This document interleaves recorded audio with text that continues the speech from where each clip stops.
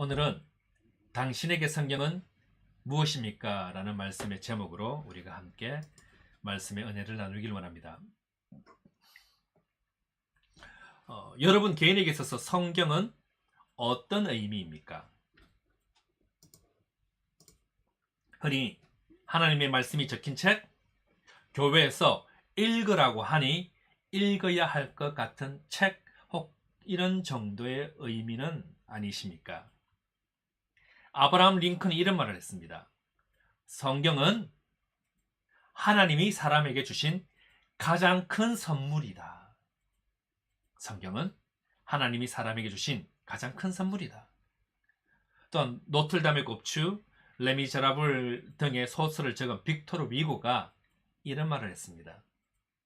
영국에는 두 권의 책, 곧 성경과 셰익스피어가 있다. 영국은 셰익스피어를 만들었다. 그러나 성경은 영국을 만들었다라고 했습니다. NIV 성경, 영어 성경 NIV 성경에는 happy라는 단어가 21번 쓰였습니다. 하지만 bless라는 이 단어는 구약에만 160번, 신약에 70번 이렇게 쓰였습니다. 행복이라는 것이 기쁘고 즐겁게 사는 것이라면 이 축복이라는 것은 외적인 은혜로 나에게 그저 얻어지는 것을 이렇게 말합니다. 제가 자주 말씀드리지만 계시록 1장 3절 말씀, 우리 계시록 1장 3절 말씀 같이 한번 읽어보겠습니다. 자, 시작. 말씀을 읽는 자와 듣는 자와 그 가운데 기록한 것을 지키는 자는 복이 있나니 때가 가까움이라. 아멘. 하나님께서 우리에게 성경을 주신 이유가 무엇입니까? 더 복된 삶을 살라고, 복이 있나니, 즉 더 복된 삶을 살라고 주신 것입니다. 내 힘으로 이루는 행복이 아니라 하나님의 은혜로 나에게 주어지는 행복, 그 복을 누리는 것입니다. 이런 의미에서 볼 때 이 세상에서 가장 복된 사람은요, 돈 많이 버는 사람이 아닙니다. 바로 이 말씀을 듣는 사람입니다. 이곳에서 예배드리며 말씀을 읽고 듣고 또 그 가운데 기록된 것을 지켜 행하기로 결단하는 그 예배자가 가장 복된 사람인 것입니다. 말씀이 살아서 여러분 속에서 이렇게 꿈틀거리며 움직이니까 복된 말씀이 내 삶을 이끌어가고 있으니까 복이 된다는 것입니다. 말씀은 삶을 어떻게 살아야 하는지, 믿음의 근거가 무엇인지 우리에게 가르쳐 줍니다. 가톨릭 성당에서는요, 성경을 믿음의 첫 번째 법칙이라고 이렇게 말을 합니다. 믿음의 첫 번째 법칙. 자, 이 말이 맞는 말이겠습니까? 틀린 말이겠습니까? 이 말은요, 맞는 말 같지만 틀린 말입니다. 기독교의 가르침은요, 성경은 믿음의 유일한 법칙이라 말합니다. 유일한 법칙. 믿음으로 천국 가는데 이 믿음을 가지는 방법이 첫 번째, 두 번째, 세 번째가 있는 것이 아닙니다. 성경은요, 믿음을 갖게 하는 유일한 방법입니다. 그래서 성경만이 구원에 이르는 유일한 방법을 이렇게 제시하고 있습니다. 로마서 10장 17절에 보면 이런 말씀이 있습니다. 그러므로 믿음은 들음에서 나며 들음은 그리스도의 말씀으로 말미암았느니라. 말씀으로 말미암았다라고 이야기합니다. 말씀 위에 그 어떤 것도 구원의 법칙을 말하지 않습니다. 성경의 말씀을 들어야 하는데 이 들음은 예수님의 말씀이다라는 것입니다. 우리 기독교는요, 말씀을 빼면 아무것도 없습니다. 그래서 말씀을 듣는 태도가 중요합니다. 말씀을 들을 때 사람의 말로 듣지 않고 하나님의 말씀으로 들을 수 있어야 됩니다. 데살로니가전서 2장 13절 말씀입니다. 이러므로 우리가 하나님께 끊임없이 감사함은 너희가 우리에게 들은 바 하나님의 말씀을 받을 때에 사람의 말로 받지 않고 아니하고 하나님의 말씀으로 받음이니 진실로 그라도다. 이 말씀이 또한 너희 믿는 자 가운데서 역사하느니라. 아멘. 사람의 말로 받지 않고 하나님의 말씀으로 받는다라고 합니다. 성경 말씀을 사람이 지어낸 말이다라고 생각하고 듣는다든지, 설교 시간에 참 말 잘한다, 이게 무슨 말인가 라고 듣지 않길 바랍니다. 성경이나 설교를 하나님의 말씀으로 받을 수 있길 바랍니다. 그래야 믿는 자 가운데 놀라운 일이 일어난다라고 성경이 말을 합니다. 실질적으로 우리가 책을 읽는 것보다 성경책 읽는 것이 훨씬 적습니다. 제가 한국에서 사역할 때입니다. 신학교 다닐 때부터 사역을 시작한 후에 책을 많이 읽었습니다. 하루에 적어도 2-3시간, 보통 4-5시간은 책을 읽었습니다. 왜 이렇게 책을 많이 읽었냐 하면요, 제가 어떤 집회에 갔습니다. 어떤 집회에 갔는데 아주 유명한 목사님께서, 그분께서는 한 주에 책을 20권이나 읽는다고 하셨습니다. 저 그때 완전 충격 먹었습니다.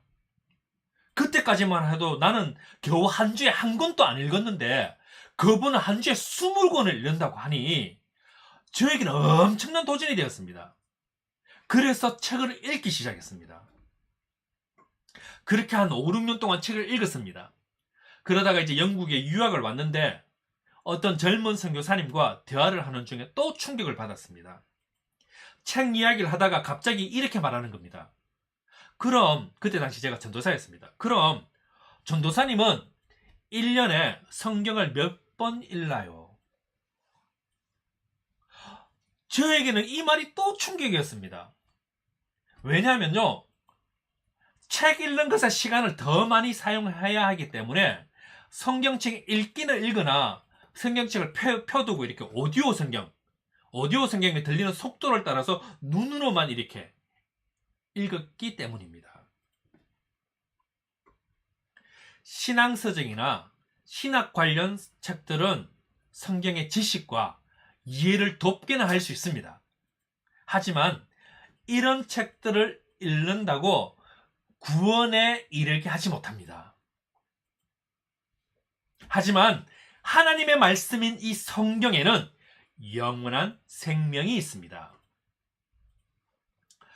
부모로서도 마찬가지입니다. 자, 우리가 부모로서 가장 많이 하는 말이 공부해라입니까? 아니면 성경 읽으라입니까? 자녀를 변화시키는 것은요, 말씀뿐입니다. 우리의 잔소리로 바뀔 것 같으면요, 우리는 이미 성자가 되었을 것입니다. 우리도 우리 부모님으로부터 잔소리를 들으며 자라왔습니다. 그렇다고 우리가 변화되었습니까? 변화하는 신용은 할 수 있겠지만 우리를 진정으로 바꾸지 못했습니다. 우리 자녀들도 마찬가지일 것입니다. 나의 자녀를 변화시키는 것은 나의 잔소리가 아니라 뭐라고요? 말씀입니다. 말씀. 오늘 본문 이 디모데서는요, 영적인 부모인 바울이 영적인 아들인 이 디모데에게 보내는 것입니다. 영적 침체에 빠진 디모데에게 권면하는 것이 디모데 전서와 디모데 후서입니다.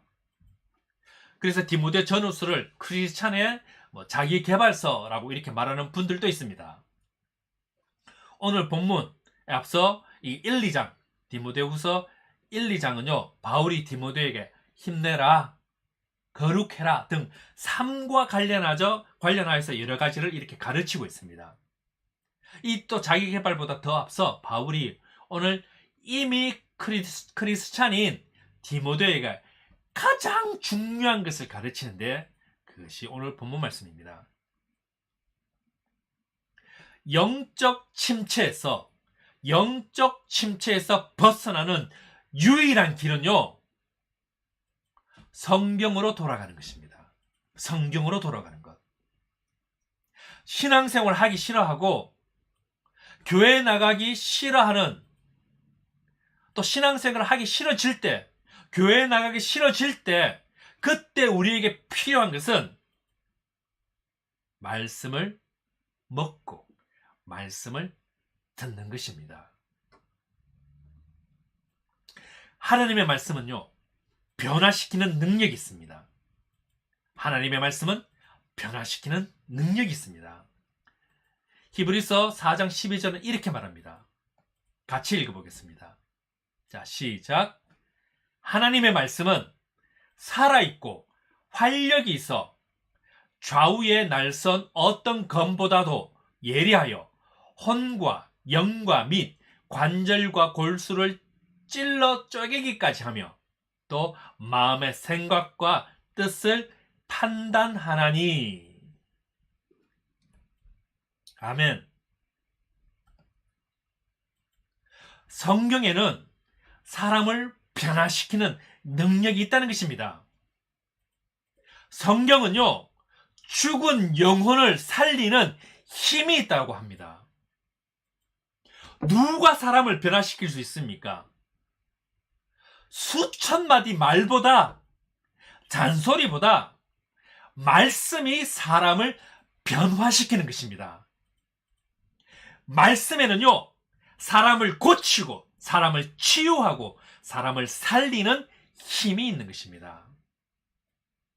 방금 본 히브리서 4장 12절에서 좌우에 날선 검인 이 말씀이 사람의 혼과 영과 및 관절과 골수를 찔러 쪼갠다고 합니다.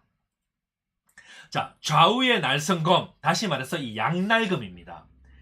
바울 당시에 이 양날검은 오로지 로마 군인들만이 차고 다녔습니다. 1세기 로마는요 세계를 정복하고 다니던 나라였습니다. 로마 군인이 차고 다니던 이 무적의 칼로 사람을 무참히 죽이듯이 하나님의 말씀이 우리를 찔러 쪼갠다고 합니다. 칼 같은 말씀이 내게 임하면요 아픔을 느끼는 것이 당연합니다. 우리가 수술 받을 때는 마취하기 때문에 아픔을 느끼지 못하지만 말씀이 내게 들어오면요 아픔을 느낍니다. 부끄러움을 느끼고요 때로는 후회의 감정이 올라오기도 합니다. 때로는요 말씀을 들었는데 분노가 올라옵니다. 말씀을 들으면요 여기 마음이 아픕니다. 하지만 위대한 것은 말씀으로 인해 아픔을 견뎌내고 이겨내고 말씀이 나를 변화시키실 것입니다. 말씀이 내 가정을 살린다는 믿음 위에면 우리는 성숙의 자리에 오르게 되는 것입니다. 또한 말씀은 방망이 같습니다. 모난 곳이 있으면 이렇게 두드려서 다듬고 움푹 패인 곳이 있으면 방망이로 쳐서 이렇게 채우는 것입니다. 예레미야서 23장 29절 말씀입니다. 여호와의 말씀이니라 내 말이 불같지 아니하냐 바위를 쳐서 부서뜨리는 방망이 같지 아니하냐. 또한 말씀은 거울과도 같습니다. 우리가 거울을 왜 봅니까? 나의 모습을 보려고 거울을 봅니다. 이와 같이 말씀으로 자기를 돌아보게 되는 것입니다. 오늘 본문 17절 말씀입니다. 이는 하나님의 사람으로 온전케 하며 모든 선한 일을 행할 능력을 갖추게 하려 함이라. 아멘. 말씀은 변화의 능력을 가지고 있습니다. 죄를 죄로 볼 수 있는 것입니다. 말씀이 우리의 혼과 영, 관절과 골수를 찔러 쪼갠다고 했습니다. 말씀은요, 우리의 은밀한 부분을 터치하고 치유하는 능력이 있습니다. 혼과 영, 관절과 골수를 찔러 쪼갠다는 것은요, 보이지 않는 것에 대해서 치유하시고 회개시키고 용서하고 해결하는 힘이 있다는 것입니다. 말씀으로 인해 내 속의 아픔, 상처, 우울, 이 모든 것이 치유되고 회복되며 새로워지는 것을 말합니다. 아내도 모르고 남편도 모르는 것이 말씀으로 인해 해결되는 것입니다. 그 누구라도 죄가 드러나지 않기를 원할 것입니다. 죄를 감추어두고 사매어두기 원합니다. 하지만 말씀은 죄를 드러나게 합니다. 이때 우리가 보여야 할 반응은 회개하고 용서를 구하는 것입니다. 그러면 용서하시고 고쳐주시는 것입니다. 오래전 사회 갈 때 새벽에 이렇게 전화 한 통을 받은 적이 있었습니다. 전화를 건 지체가 아무 말 없이 한참을 우는 것입니다. 그리고 한참 후에 죄송합니다라고 말을 했습니다. 제가 며칠 전에 그 지체에게 무엇이 잘못되었는지 몇 시간을 잡고 설명을 하였습니다. 그러나 그 지체는 제 설명을 들었으나 인정하지 않았고 잘못을 지적하는 저에 대한 불편한 감정만을 이렇게 드러내고 있었습니다. 그런데 그날 갑자기 성경 말씀이 자기 귀에 들려지자 자신이 무슨 죄를 지었고 저를 향한 감정이 잘못되었음을 알게 되었다라고 했습니다. 그래서 성령님의 인도하심에 따라 회개를 하고 저에게 전화를 했다고 합니다. 제 100마디 말보다 사람을 변화시킬 수 있는 것은 말씀뿐이었습니다. 말씀이 그 지체에게 임할 때 자신의 죄를 조명하고 회개에 이르게 할 수 있었습니다. 오늘 본문 15절에서 보았듯이 말씀에는요, 구원에 이르게 하는 지혜가 있습니다. 여러분, 로버트 제레마인 토마스라는 사람을 아십니까? 토마스 선교사님입니다. 영국 선교사로서 한국으로 선교하기 위해 1866년 9월 5일에 제너럴 서먼호를 타고 대동강에 도착했습니다. 잘 아시다시피 이 당시는 대원군 치세 시절로 쇄국 정치를 하던 시절이었습니다. 조선 예수교 장로회 회고록에 기록된 내용입니다. 이 조선 예수교 장로회는요, 대한예수교 장로회의 전신입니다. 그 회고록에 보면 이런 말이 있습니다. 대동강변에 외국의 상선이 나타나자 조선 군대가 막아섰고 불화살로 상선을 태워버렸다. 상선에 타고 있던 사람이 강에 뛰어들었고 강변으로 나온 사람들을 군인들이 죽이고 있었다. 물론 토마스 선교사도 자신이 들고 온 성경책을 안고 배에서 뛰어내려 대동강변에 올라왔는데 토마스가 야수 야수 외치면서 책을 던졌고 그때 박춘권이 토마스 선교사를 그 자리에서 참수시킨다. 당시 성경책을 가지고 있는 것만으로도 고문을 당하고 죽을 수 있기 때문에 박충권은 그 책을 버려버렸고, 당시 12살이던 최치량이라는 아이가 성경책을 들고 집으로 갔다. 그 성경책을 대동강의 영문주사 박영식에게 가져다 주었다. 박영식은 그 성경책을 찢어서 집을 도배하게 된다. 여기까지만 들으면요, 그게 뭐 어땠어요? 싶겠지만 그 후에 이렇게 놀라운 일이 일어납니다. 토마스 선교사를 죽인 그 군인 박춘권은요, 이렇게 고백했습니다. 내가 서양 사람을 죽이는 중에 한 사람을 죽인 것은 내가 지금 생각할수록 이상한 감이 들었다. 내가 그를 찌르려고 할 때에 그는 두 손을 마주 잡고 무슨 말을 한 후 붉은 베에 입힌 책을 가지고 웃으면서 나에게 받으라고 권하였다.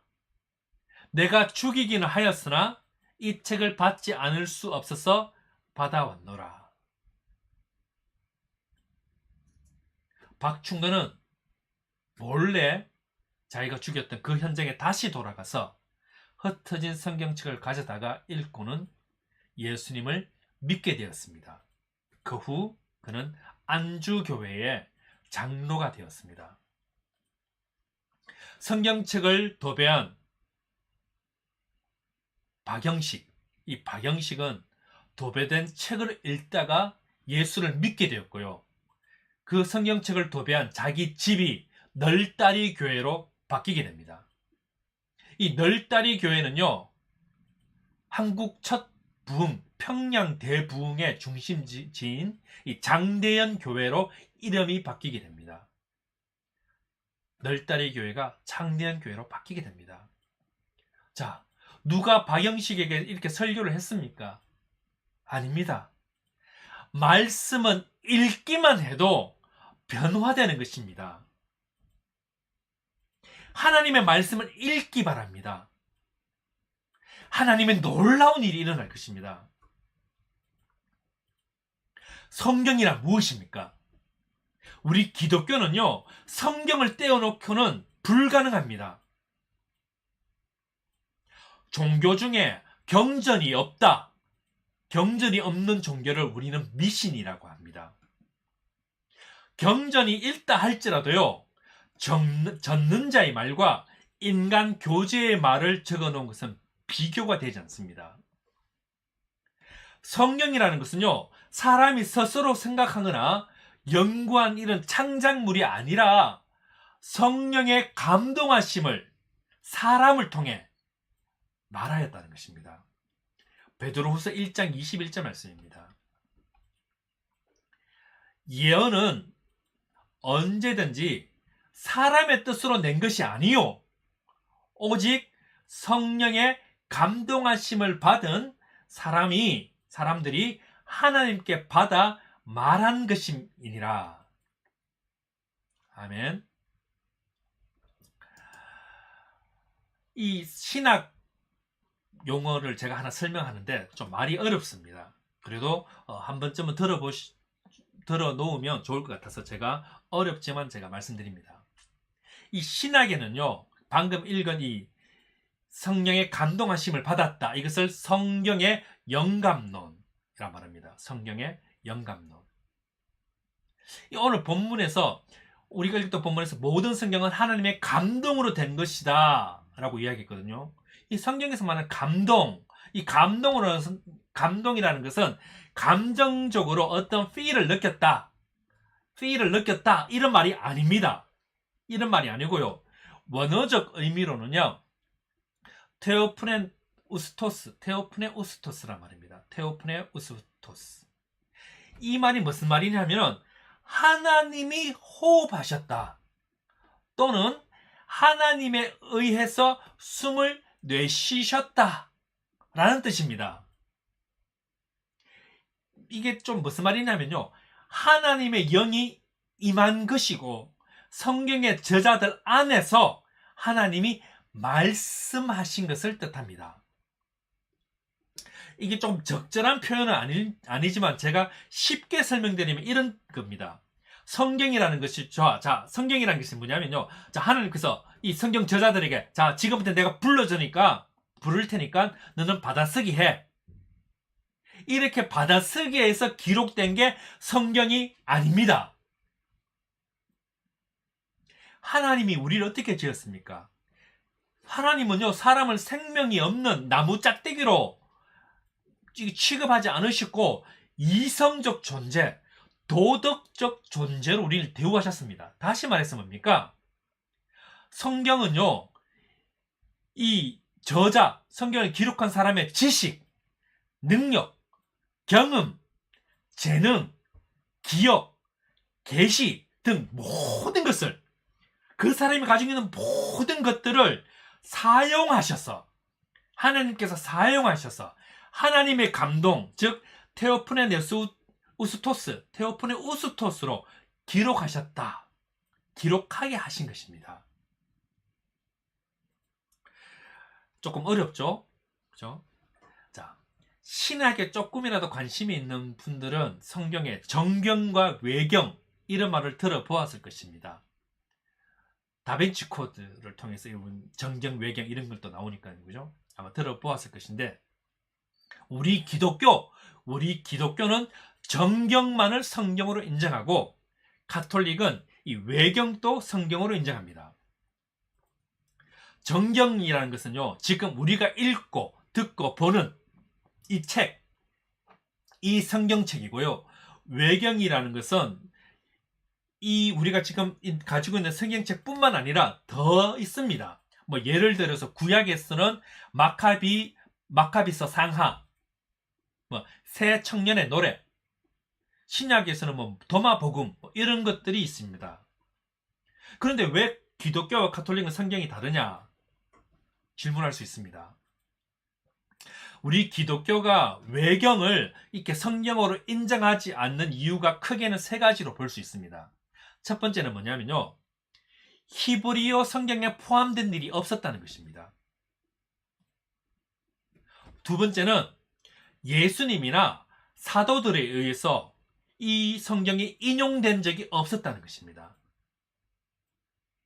세 번째들은 초대교회 교부들이 작성한 정경 목록 속에 포함된 적이 없었다는 것입니다. 이 초대교회 교부라는 게 뭐냐면요, 교부는 사도들의 바로 직제자들입니다. 예수님의 제자들이 사도들이고요, 이 사도들의 바로 직제자가 교부들입니다. 이 교부들이 작성한 성경 목록에 포함된 적이 없어서 외경은 뺐습니다. 그래서 우리 교회는요, 성경 66권을 정경으로 인정하고 받아들이고 그것에 복종할 뿐입니다. 어떤 것을 성경의 정경으로, 외경으로 정할지, 이것은요, 주 90년 얌니아 회의 때부터 이렇게 논의하다가 397년, 300년 동안 계속 회의를 하다가 카르타고 회의에서 신약 27권으로 완전히 이제 신약은 결정되었습니다. 하지만 구약의 경우 지속적인 논의가 더 필요해서 419년에 구약 39권이 최종적으로 이렇게 결정되어졌습니다. 그래서 교회는 성경을 인정하고 받아들이고 그것에 복종할 뿐이다 라고 믿음으로 고백합니다.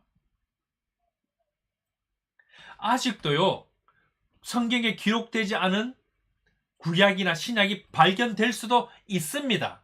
그렇다 할지라도 이것이 역사적으로 중요한 것일지는 몰라도 신앙적으로 더 이상 필요한 것이 아닙니다. 왜냐하면요, 교회가 인정하고 받아들이고 복종하는 성경은 우리의 구원을 위한 완전히 충분합니다. 이 성경만으로 구원을 이르게 하는 길을 완전히 충족시키기 때문입니다. 목사가 설교를 할 때 이 예배자들은 최선을 다해 경청합니다. 왜 그렇습니까? 예의를 지키기 위함이 아닙니다.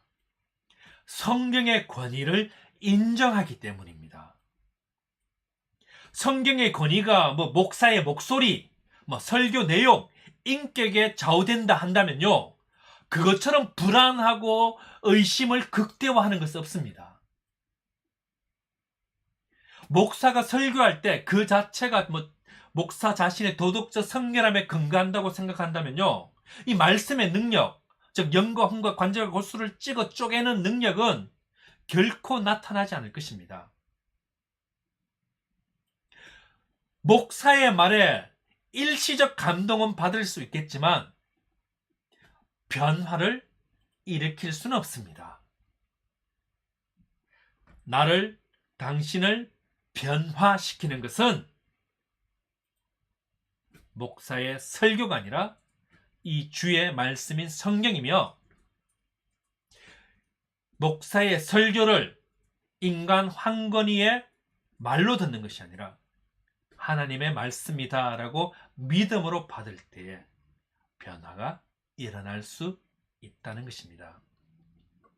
성경에는 이 4가지 기능이 있습니다. 오늘 본문 16절 말씀입니다.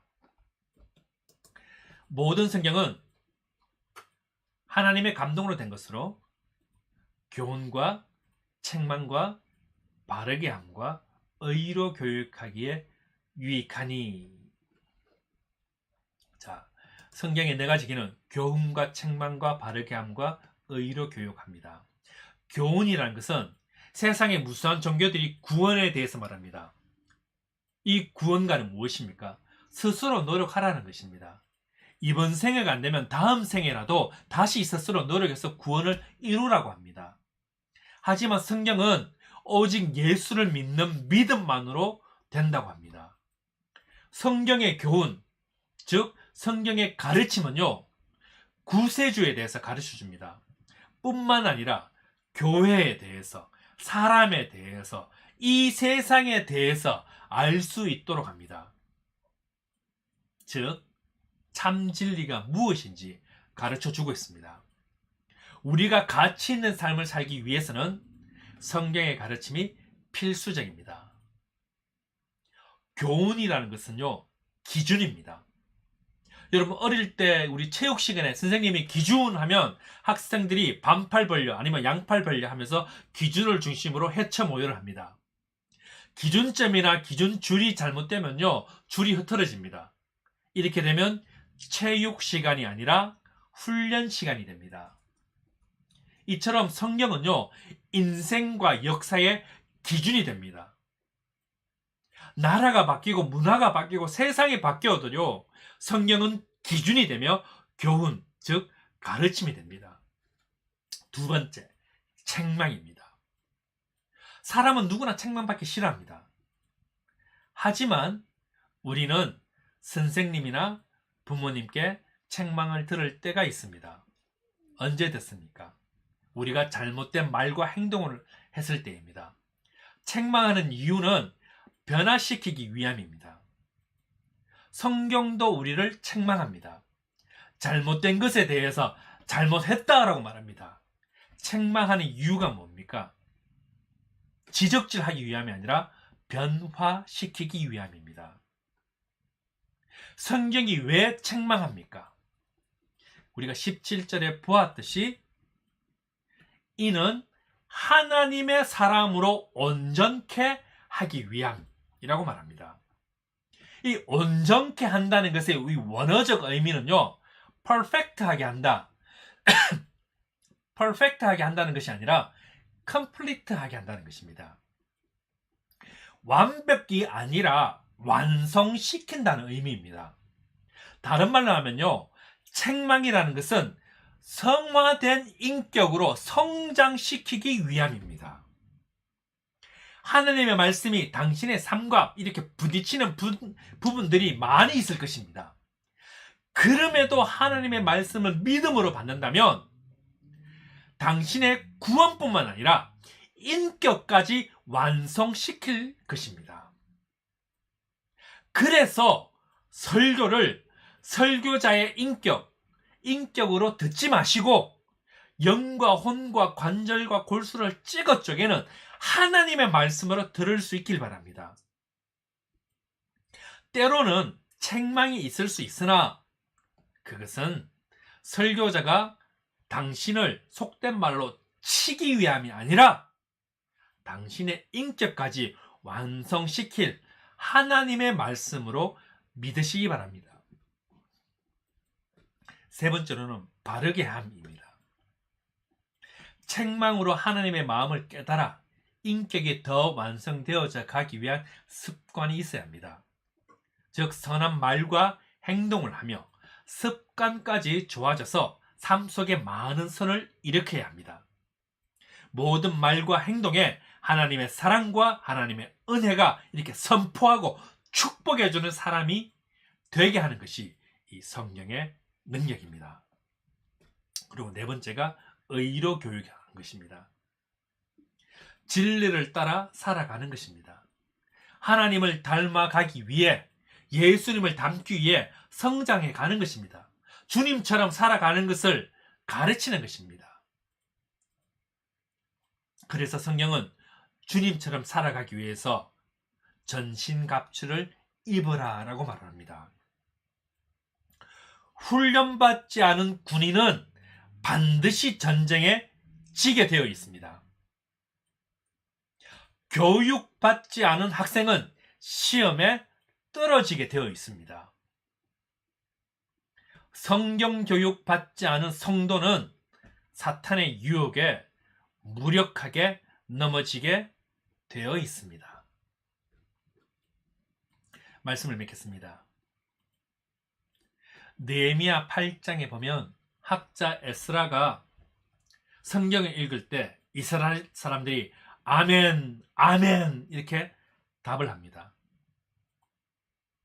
설교할 때 약 2000개의 단어가 이 공중에 날아다닙니다. 이 단어들을 아멘으로 화답할 수 있어야 합니다. 그래야 이 말씀이 자신의 말씀이 되고 능력이 되는 것입니다. 이스라엘 사람들이 아멘, 아멘 했을 때 그때부터 부흥이 시작되었다는 사실을 잊지 말아야 합니다. 하나님의 말씀은요, 이해하는 것이 아닙니다. 아멘으로, 믿음으로 받는 것입니다. 믿습니까? 아멘. 그리고 함께 성경을 읽읍시다. 오늘부터 당장 성경을 읽어봅시다.